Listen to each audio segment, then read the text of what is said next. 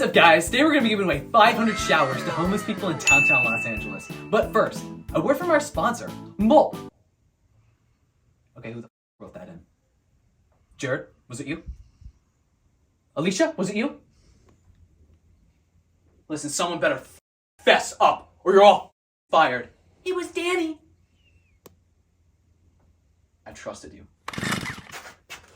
No, please! No! Oh my god! Ah!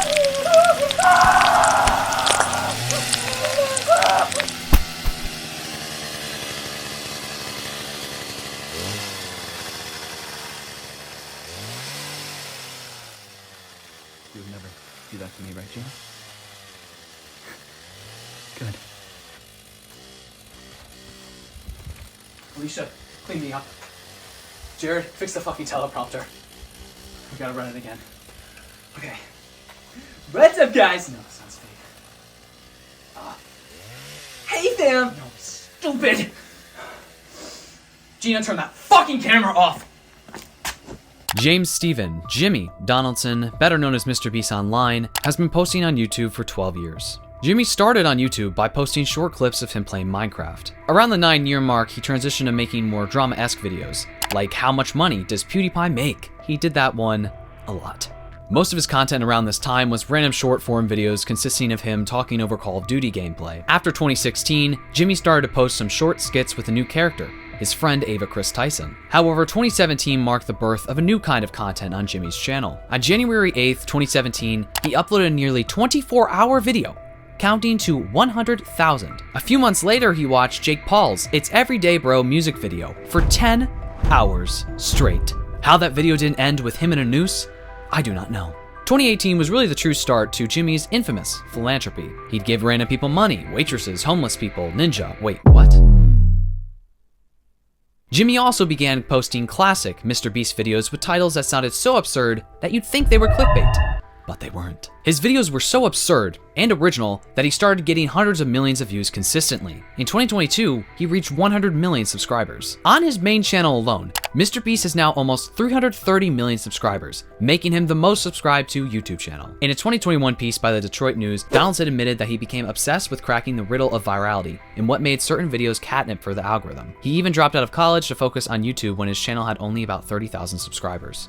Since his rise, Jimmy has been plagued with controversy and questions surrounding the ethics of his content. Not to mention the popularization of the fast-paced editing style that he uses to keep viewers' retention, which has to be the worst thing he's ever contributed to this platform by a long shot. What we are going to be talking about in this video does not even come close to that degenerate editing style. MrBeast is simply a character that Jimmy puts on. The truth of MrBeast is much darker than you could imagine. Today we'll go over the criticism of Jimmy's content that have been floating around for years and the recent controversies that have put a shadow on the MrBeast brand. Let's get into it.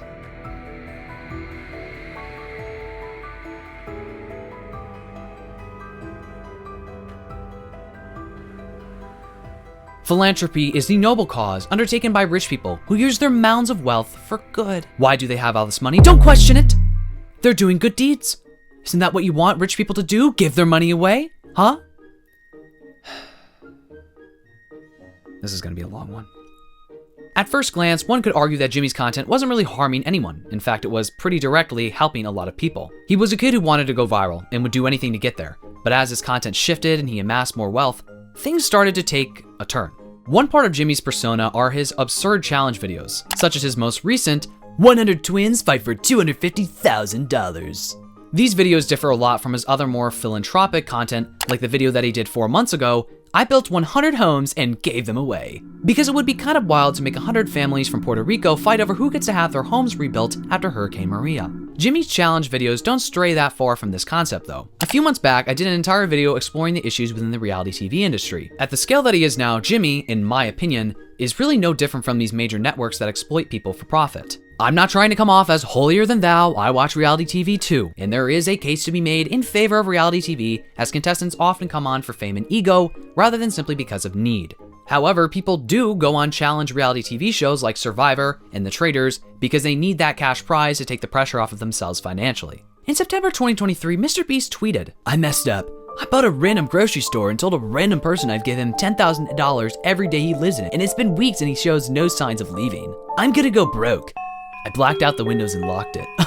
In December of 2023, this ill-fated video was published. The man in question ended up staying in the store for 45 days, netting him a total of $450,000. Now, some of you may be typing out angry comments right now along the lines of, what have you done to help people? Or, fact, what Jimmy is doing is no different than what media conglomerates like NBC and CBS do when they decide to put out a new game show with even more high stakes and dangerous situations than the last. Content like this is allowed to be criticized, believe it or not. Jimmy is not exempt from this criticism just because he used to be a normal YouTuber like the rest of us. Of course, a normal American is going to torture themselves to get as much money as possible because we live in a system that systemically keeps the poor poor while making the rich richer. One Twitter user highlighted this saying, MrBeast and the entire philanthropy as entertainment complex is profoundly depraved. And the fact that they sell the exploitation of poor people for their own personal financial benefit as being virtuous makes it all the more grotesque. Let me be clear, I don't think MrBeast is some evil maniac or something, the devil himself. But his content is definitely not without its issues. You may see him giving away millions of dollars and think, what the hell is the big deal? He's helping people, and you would not be wrong. The problem that I and others have with Jimmy's content is that he never asks why people don't have homes, or why someone would be willing to sit in a fucking nuclear bunker for 100 days to win $500,000. Effective altruism is a relatively recent social concept that advocates for making choices based on their maximum positive impact. It's become popular with a lot of rich a-holes who want to stay rich but position themselves as generous to the common man. The ethos remains. The twisted notion that the broken system that creates billionaires off the back of exploitation and bad laws is cool, as long as you throw a few dollars towards some sick kids now and then. In a perfect world, charity would not exist because everyone's need would be provided for by a sturdy government structure and classism would not exist. Charitable work can often be a beautiful thing, a sign of genuine empathy and ferocious motivation that goes against an apathetic society. Yet it's also tough to ignore how much philanthropy is expected by politicians to plug the gaps created by the starvation of public services. Perhaps the most insidious example of Jimmy's YouTube challenges was when he recreated the show Squid Game. Of course, he didn't happen to murder people for the video. He wasn't that dedicated to recreating the show. He isn't that dedicated to doing a reality competition yet. He hasn't murdered people for a video yet. While it was incredible that someone without the backing of a major network like Netflix could recreate these sets so accurately, it is also horribly ironic. The whole point of Squid Game was quite obvious, even to the average viewer. Critique the capitalist system that we live under that exploits the poor for the rich's gain and entertainment. The show was a bit too on the nose, honestly. While MrBeast's version is different in the sense that the elites aren't the only ones that the competition was created for, it is still pretty distasteful to create a show which argued against the exact thing that MrBeast did in the video. When it comes to Jimmy's philanthropy, one could argue that they are less ethically questionable than his challenge videos are. Well-deserving people receiving the boundless generosity of MrBeast. What could be wrong with that? Of course, there is nothing inherently wrong with his charitable deeds. They are, without a doubt, positive. I certainly can't afford to buy 100 homes for people. I can't even afford one myself! Jimmy's philanthropic actions are good. Only the most Twitter-obsessed asshat would try to argue that they aren't. However, the people who are going out of their way to make fun of those criticizing MrBeast's content are missing a very key point. People aren't necessarily mad at Jimmy himself. MrBeast is just another cog in the system, and he's doing his best, in his and many others' eyes, that he can do in the system that we all operate under. Almost 2 years ago, Jimmy cured 1,000 people's blindness. Months later, he helped 1,000 people hear for the first time. While on the surface, these all seem like incredible deeds, underneath is something much more cynical. But I'm just acting like an angry Twitter user. Video's over, everyone. Sorry.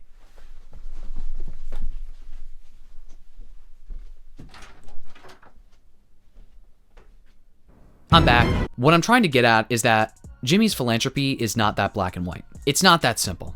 The people in Jimmy's I helped 1,000 people see for the first time video undertook a procedure called cataract surgery. It can cost up to $8,000 for both eyes, as Medical News Today reported. Even if you're lucky enough to have health insurance, your plan may not cover this surgery, or your copays may be outrageously priced. Dr. Jeff Levinson, the surgeon who worked on behalf of the social media star, says in the video, half of all the blindness in the world is people who need a 10-minute surgery. The problem isn't that Jimmy is paying to get people their eyesight or hearing back. The problem is that Jimmy, aka MrBeast fucking Donaldson, is the one who has to do it. In a society that was for people instead of for profit, these people would have already received the community or government assistance that they needed in order to fix their eyesight. If you want to take it another step further, these people will receive these surgeries for no cost at all, from them or anyone else. The surgery would simply be performed out of the good of the surgeon's heart. That's far from how the real world operates, however, and it is certainly not the doctor's fault for needing to get paid. People are valued based on what they contribute to society financially speaking. and must contribute in order to get their basic needs met, including getting to keep one of their 5 senses. Take the issue of wells. Again, this may seem a sensible way for outsiders to help poor communities, but the landscape of Africa is littered with donor-funded wells and water systems that fail due to a lack of maintenance. This has long been a recognized problem. One report 15 years ago found that £270 million had been wasted on building 50,000 rural water supply points that ended up broken on the continent. Thus, one Kenyan activist praised MrBeast for shining a spotlight on the issue of clean water supplies, but pointed out the big issue was sustainability, saying her group worked in areas where 6 in 10 wells were broken. People go back to drinking from the creek because there was no infrastructure put in place for follow-up maintenance for repair, said Saran Kaba-Jones, founder of Face Africa, which helps create locally appropriate water supplies for communities. Some would argue that Jimmy is doing all of this out of the goodness of his heart, and while that is obviously true to some extent, he is still platforming it for all to see, inevitably making more money to, yes, flip back into philanthropy, but also to line his own pockets. He tweeted in response to suggestions that the blindness video was made purely for financial gain, saying that the average MrBeast video lost $1.5 million last year, and argued that the video did raise awareness. The fact of the matter is that MrBeast shouldn't be making enough money from platforming his charitable deeds to funnel them back into more charitable deeds. It is literally so fucked up that MrBeast has to do this in order for people to simply have a home to live in. This is performative philanthropy at its most cynical, glib, and patronizing, using disability and poverty as a platform to boost Donaldson's own celebrity and wealth. His stunts promote the concept of simplistic solutions to challenging problems, wrapping the munificent American donor in a warm glow of benevolence as he drops in to spread a little of his MrBeast largesse to some lucky recipients. Recent controversies, however, have made people really start to question whether Jimmy is even doing any of this from the goodness of his heart. I mean, he did happen to check off some of the basic past controversies that every YouTuber faces. Racism, homophobia, nothing new there. When Jimmy was a teenager, he acted like many kids and used inappropriate language while trying to be funny. One spokesperson for the YouTuber said in a statement obtained by The Hollywood Reporter. Over the years, he has repeatedly apologized and has learned that increasing influence comes with an increased responsibility to be more aware and more sensitive to the power of language. After making some bad jokes and other mistakes when he was younger, as an adult, he is focused on engaging with the MrBeast community to work together on making a positive impact around the world. What was the inappropriate language? Well, this year a clip from 2017 circulated on Twitter after YouTuber Rosanna Pansino shared it. In the video, Jimmy says that the most he would pay for a black person is $300. He also said homophobic slurs throughout multiple points in the video. Ava Chris Tyson, who has been deeply involved in the MrBeast brand since the early beginnings, was also called out this year for past offensive comments. Listen, everyone gets mad at me when I joke about being a violently racist and sexist pedophile, but it's just a rite of passage for YouTubers. It's normal to talk to 12-year-old fans inappropriately. As bad as all this is, shit was about to get way worse for MrBeast. For years, people have speculated as to whether MrBeast was faking his content. Last year, in fact, Rosanna Pansino claimed that fellow creator MrBeast had lied and edited her out of the top 3 in his video, Extreme $1 Million Hide and Seek. Later, she apologized for the initial tweet, and then resigned that apology, saying, "Based on new information and developments behind the scenes, I've learned that certain issues will never be handled privately. They will only be dismissed or covered up privately." That tweet was also deleted from her profile, which I assume was in part because of the overwhelming amount of backlash that Rosanna was receiving in response from MrBeast fans. Although she did say hours after her first tweet was posted that, "In the hours since posting my story, I've received at least 3 other messages from female creators who have had similar experiences with MrBeast and those around him. That will be their story to tell if they choose to, but it is making me realize that I am not as alone as I once thought I was." Since then, she has made almost a dozen videos about MrBeast and what she believes are the lies and scams that Jimmy is promoting, such as running illegal lotteries and faking his content. These claims have mostly come from a former MrBeast employee who posted 2 separate exposés on MrBeast 3 months ago. In the first video, he claimed that MrBeast was hosting illegal lotteries for fake online engagement. In his second video, he interviews another ex-employee who alleged that Jimmy knowingly hired a sex offender. The employee, who no longer works for MrBeast, was internally referred to as Delaware. After the allegation began to make rounds on social media, MrBeast's former employee Jake Franklin issued a statement on X saying that Delaware was his brother-in-law. Franklin explained that his brother-in-law is a registered sex offender who took a plea deal with his accuser, and the charges are set to be dropped later this year. Jimmy knew, but again, this incident happened in 2010. Delaware was hired in 2017, 2018. In the case of Delaware, I firmly believe he did nothing wrong and look forward to the day that these charges are dropped. Along with the accusations of scams and registered sex offenders being hired, came some much more serious accusations against both MrBeast and longtime collaborator and friend Ava Chris Tyson. Ava publicly announced last year, months after she began undertaking hormone replacement therapy, that she was in fact a transgender woman. Chris realized that a lot of it was tied to her public identity as someone who frequently appeared in childhood friend Jimmy, MrBeast Donaldson's YouTube videos. I realized it was really just this societal pressure of, "You're Chris from MrBeast," she explained in Anthony Padilla's video with her. "You're the guy that starts the fires. You're the guy that builds the stuff. My whole life I've enjoyed doing those things, but I've never really felt like the guy." Ava's announcement sent shockwaves through the YouTube sphere, prompting a video to be quickly shouted out by popular video essay channel SunnyV2, titled, "Why Chris Tyson Will Soon Be a Nightmare for MrBeast." The title has since been changed. In response to a Twitter account posting the thumbnail and title to SunnyV2's video about Ava, MrBeast said, "Yeah, this is getting absurd. Chris isn't my nightmare. He's my fucking friend, and things are fine. All this transphobia is starting to piss me off." At the time, Ava went by all pronouns. All of this sparked way more controversy than it should have, with people even making sad edits of Ava's transition, and making bogus claims that she ruined and abandoned her family due to her transition. Jimmy even weighed in, tweeting, "Ava is literally always with her kid, and doesn't even go on shoots to spend more time with him.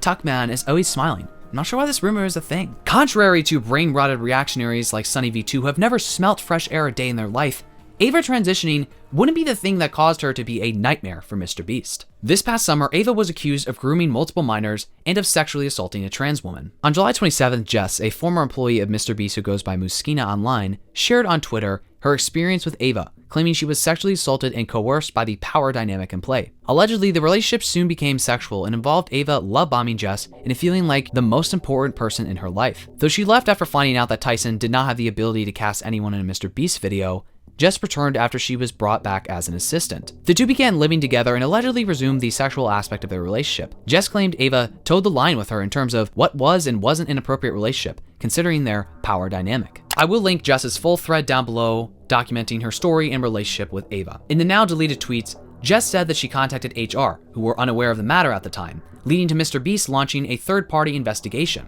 In a confirmed internal email leaked this August, it says, "Dear Team Beast, I wanted to update all of you on the recent concerns that have been raised online and in the press. As I mentioned in my tweet a couple of weeks ago, we've hired Quinn Emanuel, a top-tier law firm, to do a full investigation of the Ava Tyson allegations." On top of this already very serious accusation came allegations of grooming. Under scrutiny are Tyson's past conversations with an underage teenage fan, around 13 at the time, including public posts where the two discussed nude images and anime pornography. The fan denied any exploitation in a July 22nd post on X, describing such accusations as massive lies and twisting the truth. He went on to say, "Ava never did anything wrong and just made a few edgy jokes. I was never exploited or taken advantage of." He also denied the rumor that he met Ava alone while he was underage. While I'm inclined to hear his side out over a bunch of YouTubers who were slobbering over the idea of making a video calling a trans person a groomer, some of the messages that were exposed between him and Ava were far from just edgy jokes in my opinion. Was it full-on grooming? I cannot confirm or deny that. However, following this initial tweet from the fan, he actually went on to say that this was 5 or 6 years ago and I thought that I had a good memory of the situation, but I was wrong. After reading the chat logs, this stuff was inappropriate and wrong. I strongly condemn them. I still do not believe I am a grooming victim, but these conversations should not have happened with me and any other minor in this Discord. In a July 24th post on X, Nate Wyman, a separate alleged victim, said that he and the fan had done unpaid technical work running Tyson's streams and would all play games together for hours on end. Wyman said Tyson had a private Discord server with about 10 people, mostly other minors around 14 years old, and would frequently spam the server with pornographic images. I will link some videos down below that further go over the messages and grooming allegations against Ava Tyson more extensively than I will be doing here, purely for time's sake. On top of this, people discovered that Ava had a history of owning art from an artist named Shadman, who has a history of drawing CP, not only of made-up characters, which is bad enough, but also of real children, such as Keemstar's daughter, and the character X-23 from the movie Logan. At the time that the explicit images were made, they were the ages of 8 and 12, respectively. Buying art from someone like this is disturbing, at best. Now, a lot of people online were quick to defend Ava against these accusations, for fear that she was being falsely accused of grooming due to the fact that she's trans, and we all know how much transphobes love to throw around that term. However, when stuff like this does come out about a trans person, we need to be quick to denounce said person and believe their accusers like we would with anyone else. Of course, trans people do not have a greater offense rate of pedophilia or sexual assault than the general population, and are in fact more at risk of sexual assault and violent crimes. Unfortunately, while situations like these are often used as a reason to paint all trans people as freaks, we have to take things as they are. and owning art from a dude who draws porn of real children speaks for itself enough. In response to these claims, Ava deleted all of her posts from her Twitter account, leaving up only her statement on the many accusations against her, which was on par with the level of sincerity that are usually present in YouTuber apologies. I would like to apologize for any of my past behavior or comments if I hurt or offended anyone. It was not my intent. Seeing recent events, we mutually decided it's best I permanently step away from all things MrBeast and social media to focus on my family and mental health. I want to add, I never groomed anyone. Having said that, I humbly apologize to anyone that I have hurt with my unacceptable social media posts, past actions, and to those who may feel betrayed by how I used to act online. To lump these two factors together to create a narrative that my behavior extended beyond bad edgy jokes is disgusting and did not happen. In past years, I have learned that my old humor is not acceptable. I cannot change who I was, but I can continue to work on myself.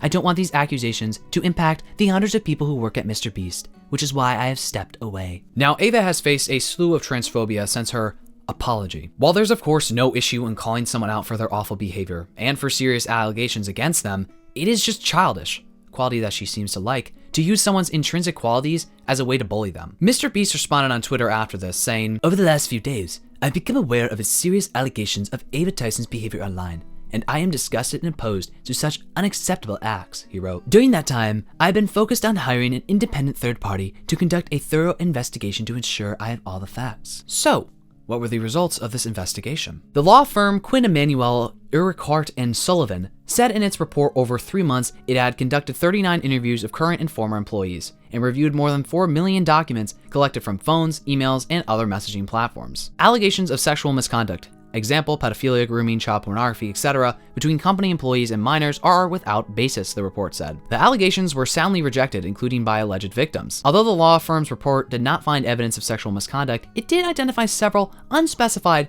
isolated instances of workplace harassment and misconduct. It said the company quickly worked to remedy these concerns. That would not be the last issue that the company would face this year, though. In July, Beast Games, MrBeast's new reality TV show with Amazon, started filming. 1,000 contestants would compete for $5 million. Now it's uncertain whether the show will ever actually air. The complaint was filed Monday, September 16th, in Los Angeles Superior Court. The lawsuit alleges multiple cases of action related to the chronic mistreatment of and neglect suffered by participants in Beast Games. According to the lawsuit, Amazon, MrBeast's MRB 2024 production company, and independent production firm Off One Space LLC, among other things, failed to pay minimum wages and overtime, failed to prevent sexual harassment, created conditions that subjected contestants to infliction of emotional distress, did not provide participants uninterrupted meal breaks or rest breaks, and exposed contestants to dangerous circumstances and conditions as a condition of their employment. So it's like every other reality TV show. Sorry, I'm being super facetious right now. Some contestants reported that they needed to be hospitalized. Others, that they were sexually harassed. The complaint cites instructions from an alleged How to Succeed in MrBeast Production Employee Handbook that includes this: "If talent wants to draw a dick on the whiteboard in the video or do something stupid, let them. Really do everything you can to empower the boys when filming and help them make content. Help them be idiots." Decia Tolentino writes for NBC News, bringing up the issues that arise when YouTube creators gain more traditional media power. The traditional entertainment and digital media industries have not always aligned in their creative visions and methods, which has caused some tension between the two in the past. However, as digital productions grow, those who work with or under creators said some could benefit from the structure seen on traditional Hollywood sets. It gets worse though. MrBeast the past month was faced with yet another possible investigation.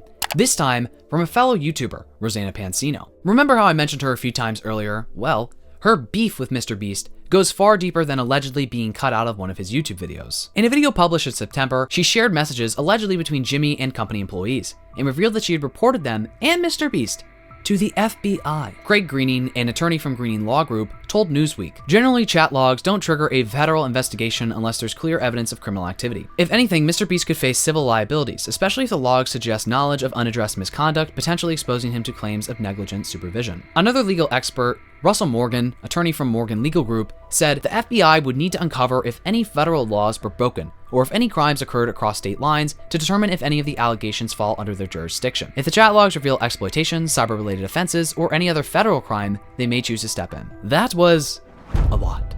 Despite all of the issues with Jimmy and his MrBeast brand that we've gone over, there was one left that is the most heinous of all. Worse than sexual assault and hate crimes.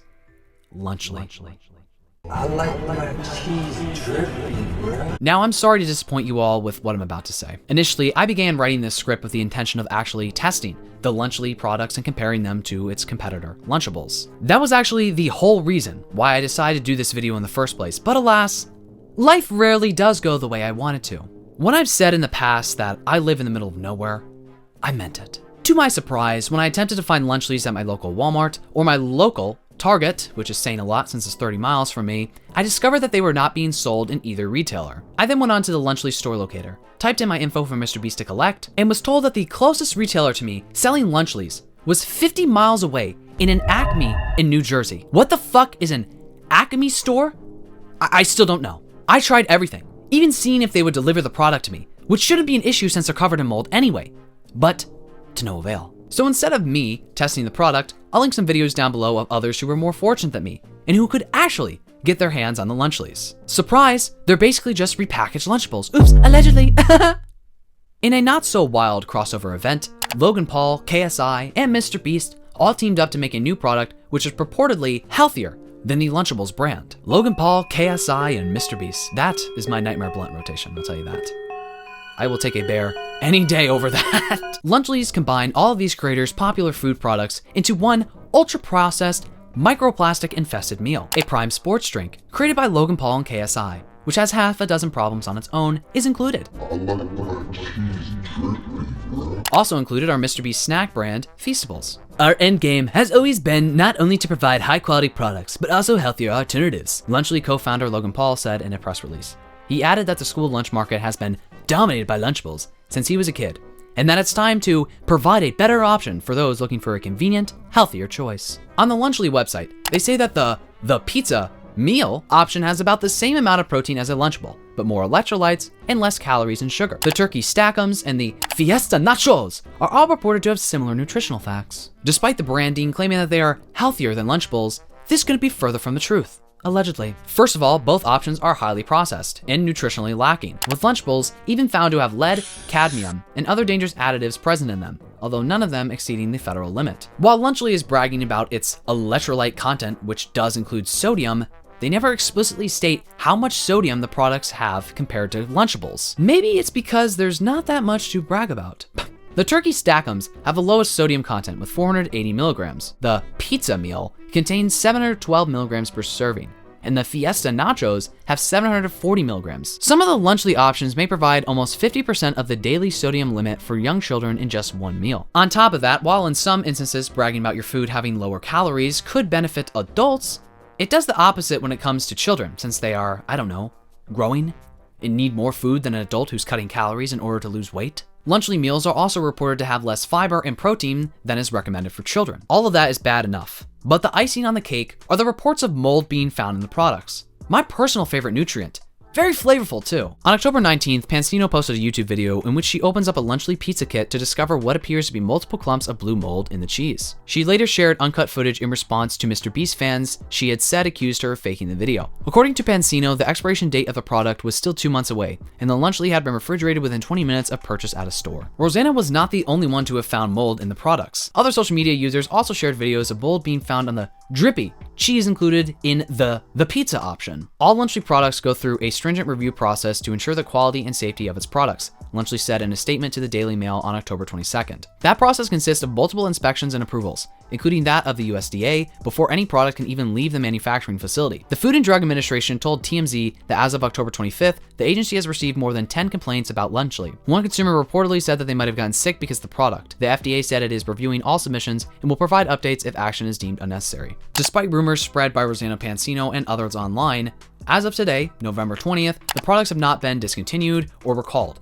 although many have urged the FDA to do so. Prime brings a youthful buying cohort that hasn't had a lot pitch their way beyond traditional kids' drinks. Jeffrey Kleinman, editor-in-chief of BevNet, previously told CNN, Paul is way more appealing to a 13-year-old than a juice box. Parents, however, have a lot of purchasing power, and some have speculated that this Lunchly controversy, combined with everything else, could spell the final downfall of MrBeast. That is why I said that this is the worst thing that MrBeast has ever done. Not because I don't take allegations of sexual harassment seriously, although that is true. I doubt that this, or anything else, will ever actually bring MrBeast down. Jimmy has a huge audience of children and baby-minded adults who were bent over backwards to defend him. I mean, Logan Paul recorded and uploaded a dead body onto YouTube, and look how that turned out. It seems like MrBeast's nice guy persona is crumbling around him. Matthew Wade, a La Trobe University sociology professor, said, "Charities and philanthropic foundations cannot gamble with their reputation. They must be seen as above reproach, and the steady accumulation of controversies around the MrBeast brand may too easily tarnish the pristine glow of their own." Is MrBeast a philanthropist? A media mogul? A charity? What is the MrBeast brand? After unraveling all of this, it seems that Jimmy has truly become the Beast. I mean, he's one move away from putting some poor schmucks into a saw contraption and becoming a horror villain. You'd probably still have some mega fans online defending him, actually. Right? Well, that's it for me, and that's it for this video. Let me know what you think about all of the controversies and allegations surrounding MrBeast. Just comment down below anything you want to comment down below. If you like this video, give it a thumbs up. And if you like me, you can subscribe. I post videos every week here on this channel about whatever I feel like talking about. So, if that sounds like a thing, make sure to subscribe and turn on that notification bell so you know when I post a video. With all that being said, I really hope you all enjoyed this video. But more importantly than that, I really hope I see you in the next video. I better see you in the next video. You'll be there, right?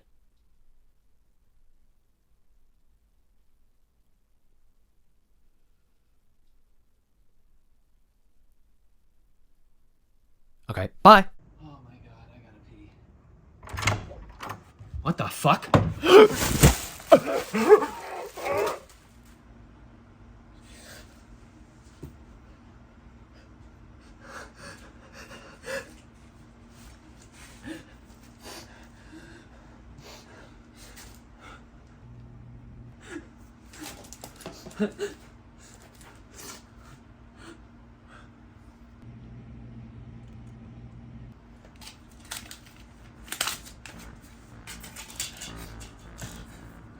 Lucas, I have been watching you. For years you have profited off of making videos about others' misfortunes. Now, your misfortune will be used for profit. You are being taped right now and broadcasted live onto the MrBeast YouTube channel. In this room, you will find the key to your survival, your cellmate. If you let the timer run out, your cellmate will die slowly from asphyxiation, freeing you from the shackles that bind you. You cannot save him. Here you must face the suffering that you have inflicted on others. You have 1 minute. No. Please, if you can find something. I can't do anything, I'm tied up. Just fucking help me! Please!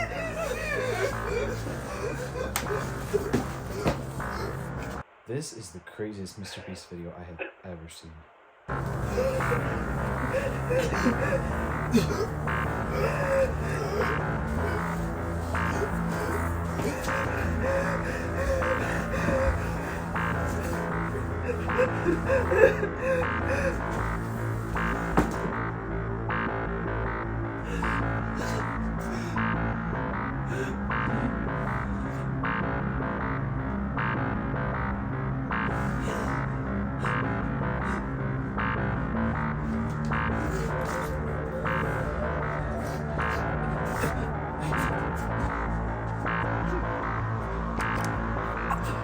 What the fuck?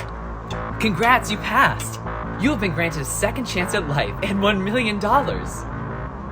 What'd you think of the challenge? That was one of the laziest traps I've ever seen someone conjure up. Well, you were the one who came up with it. What? I've always been there, watching. I did. That would not be the last issue that the company would face this year, though. That can't. You think you're such a clever little YouTuber with your defamatory sketches, don't you? What?